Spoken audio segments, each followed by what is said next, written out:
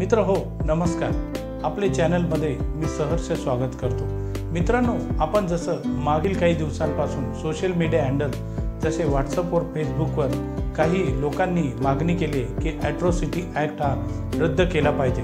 तर मित्रांनो, खरोखर हा जो काही ॲट्रॉसिटी ॲक्ट आहे हा रद्द खरोखर केला पाहिजे का, किंवा त्यामध्ये अजून काही कडक अंमलबजावणी केली पाहिजे का, आणि त्याचनंतर माननीय सुप्रीम कोर्टाने जे काही मत मांडलेले आहे त्यामध्ये अपडेट दिलेले आहेत, त्यामध्ये नवीन बदल घडलेत, ते आपण हे आजच्या व्हिडिओमध्ये थोडक्यात समजून घेऊया। आणि मित्रांनो, हा जर व्हिडिओ तुम्हाला खरोखर आवडला असल्यास नक्की शेअर करा, आणि तुम्ही माझ्या चॅनलवर नवीन असल्यास तुम्ही चॅनलला सबस्क्राईब करून ठेवा। धन्यवाद मित्रांनो। अनुसूचित जाती आणि अनुसूचित जमाती अत्याचार प्रतिबंध कायदा 1989 ॲट्रॉसिटी ॲक्ट हा भारताच्या संसदेने 1989 मध्ये पारित केलेला कायदा आहे।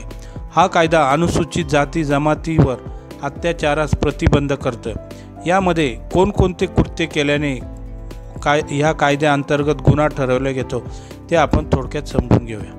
अनुसूचित जाती व जमातींच्या व्यक्तीला योग्य व अयोग्य पदार्थ खाण्याची व पिण्याची सक्ती करणे, जातीय भावनेतून त्या शारीरिक इजा करणे, त्रास देणे, त्यांचा अपमान करणे, तसेच नग्न धिंड काढणे, मानवी अप्रतिष्ठा करणे व जमिनीचा गैरप्रकारे उपभोग करणे हे सर्व ॲट्रॉसिटीमध्ये येते। स्वतःच्या मालकीच्या जमीन व पाणी वापरात अडथळा निर्माण करणे, वेट बिगारी करण्यास सक्ती करणे, तसेच धाक दडपशा दाखवून मतदान करण्यास भाग पाडणे हे देखील ॲट्रॉसिटीमध्ये येते।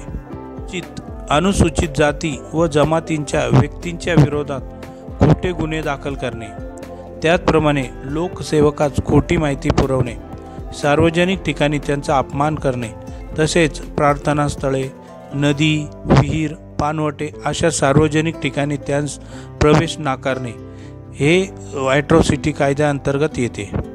स्थळास अथवा घरास आग लावणे, पिण्याचे पाणी दूषित किंवा घाण करणे, महिलांचा विनयभंग करणे, महिलांचा लैंगिक छळ करणे, तसेच घर किंवा गाव सोडून जाण्यास त्यास भाग पाडणे, खोटी साक्ष व पुरावा देणे, पुरावा नाहीसा करणे, लोकसेवकाने कोणताही अपराध करणे। या कायद्याच्या अंमलबजावणीची जबाबदारी ही राज्य सरकार व पोलीस यांची आहे। त्यासाठी कोणकोणत्या गोष्टी पोलीस व राज्य सरकार यांनी करणे गरजेचे आहे हे थोडक्यात समजून घेऊया। राज्य स्तरावर मुख्यमंत्र्याच्या अध्यक्षतेखाली दक्षता समिती स्थापन करणे।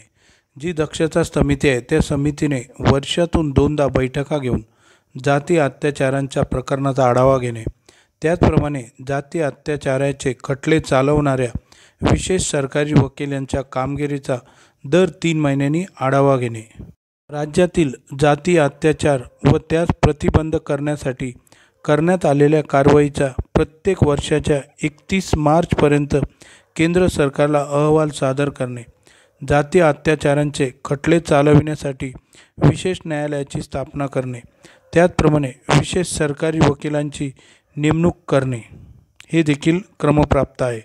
सामूहिक दंड आकारण्याचा राज्य सरकारला अधिकार असतो। जाती अत्याचार घडलेल्या किंवा घडण्याच्या शक्यता असलेल्या भागातील किंवा गावातील शस्त्रास्त्रांचा परवाने रद्द करणे, अनुसूचित जाती व जमातींच्या व्यक्तींना स्वसंरक्षणासाठी शस्त्रास्त्रांचे परवाने देणे हे देखील क्रमप्राप्त आहे। अटकपूर्व जामीन नाकारणे, पीडित व्यक्तीला किंवा कुटुंबाला आर्थिक मदत देणे व त्यांचे योग्य पुनर्वसन करणे, जाती अत्याचाराचा विभाग घोषित करणे, अशा अनुसूचित जाती एवं जनजाती अत्याचार विरोधक अधिनियम 1989 त्यालाच आपण ॲट्रॉसिटी ॲक्ट असे म्हणतो। हा अतिशय महत्त्वाचा व्हिडिओ आपणास तयार केलेला आहे। मित्र हो, अशा महत्त्वपूर्ण माहितीचा व्हिडिओ हा तुमच्या सोशल मीडिया हँडलवर जसे व्हॉट्सअप फेसबुकवर जास्तीत जास्त शेअर करा, व जेणेकरून ॲट्रॉसिटी कायद्याबद्दल ज्या लोकांची संभ्रम आहे तो संभ्रम दूर होईल व निश्चितच कळेल की ॲट्रॉसिटी कायदा रद्द झाला पाहिजे किंवा त्यामध्ये काही बदल घडले पाहिजे।